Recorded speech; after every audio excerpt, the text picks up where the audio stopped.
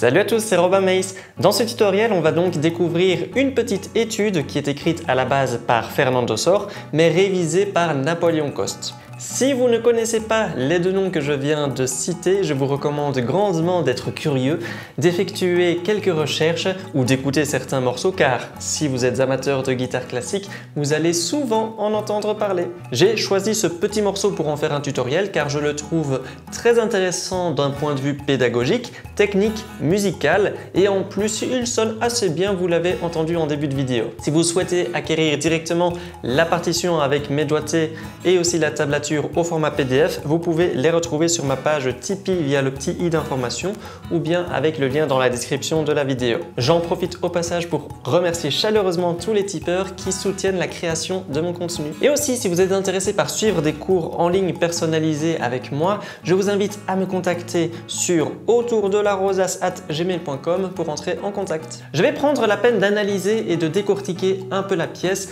car elle en vaut la peine. Nous sommes dans la tonalité de Sol majeur. Non seulement c'est dans le titre de l'étude, mais vous remarquez qu'il y a donc un dièse au niveau de l'armure pour le Fa.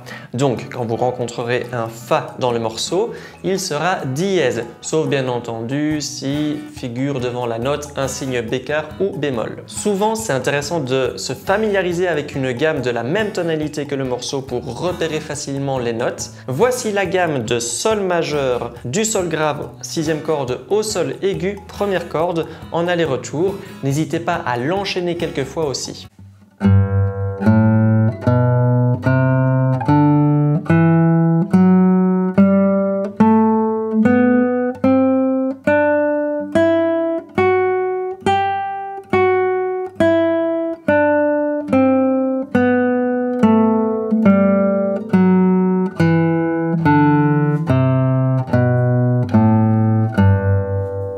On peut considérer qu'il y a deux voix dans cette étude, la voix des aigus et la voix des basses. C'est important de le comprendre car dans cette situation, il est souvent important de garder les doigts enfoncés sur certaines notes sur le manche de manière à laisser une résonance tandis que l'autre voix change de note. Je vais prendre comme exemple la 3e et 4e mesure. Dans les basses, on rencontre d'abord un Si et puis à la mesure d'après un Do. Le Si et le Do. Ces deux basses sont des rondes, donc elles sont censées résonner durant 4 pulsations, qui correspondent d'ailleurs à chaque fois aux 4 noirs situés dans la voix des aigus. Il faut donc être vigilant de garder à chaque fois le doigt correspondant à la basse enfoncé, même si les notes dans les aigus changent. En fait, j'insiste sur ce point car très souvent, en donnant cours à des élèves, je remarque qu'ils ne contrôlent pas suffisamment les doigts et qu'ils ont tendance à soulever plusieurs doigts en même temps, alors que parfois le contexte veut le contraire. Je vous joue ces deux mesures, voyez que je garde sur chacune des mesures le doigt sur la basse enfoncée, sans le soulever.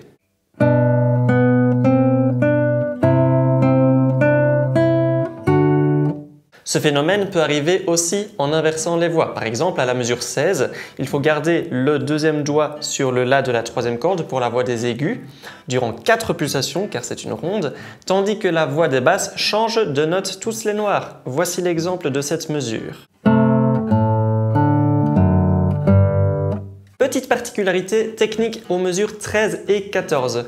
On remarque sur la partition que certaines notes sont reliées par un petit arc de cercle. Dans un point de vue musical, cela désigne une articulation que l'on peut réaliser via un couplet frappé. Pour réaliser donc la deuxième note, il ne faut pas attaquer avec la main droite, il faut la frapper avec le doigt sur la corde au niveau du manche. Je vous joue les mesures 13 et 14 et vous remarquerez que cette petite difficulté technique ajoutée au fait qu'il faut garder la basse enfoncée à la mesure 14 rend le passage particulièrement compliqué, surtout pour les débutants.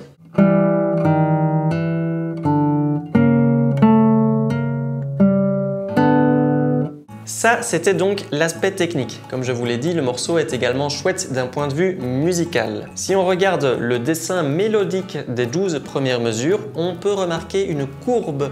Les notes progressent des graves vers les aigus jusqu'à la mesure 6 et puis régressent petit à petit vers les graves jusqu'à la mesure 13.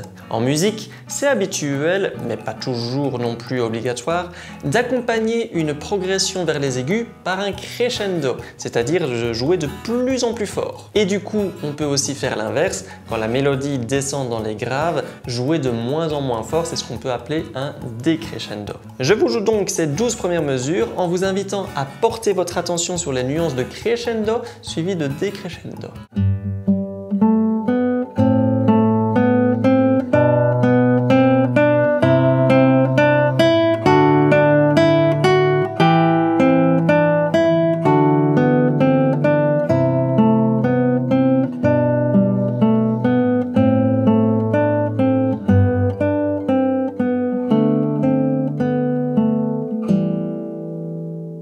À partir de la mesure 13, il y a un petit jeu de dialogue entre les aigus et les basses. N'hésitez pas donc à marquer la prise de parole, l'entrée de chaque voix dans ce dialogue. Voici le petit exemple, je vais même jouer jusqu'à la fin du morceau.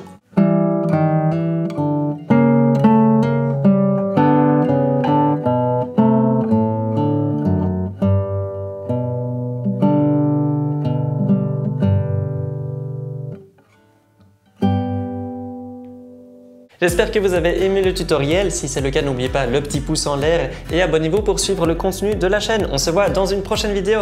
Ciao!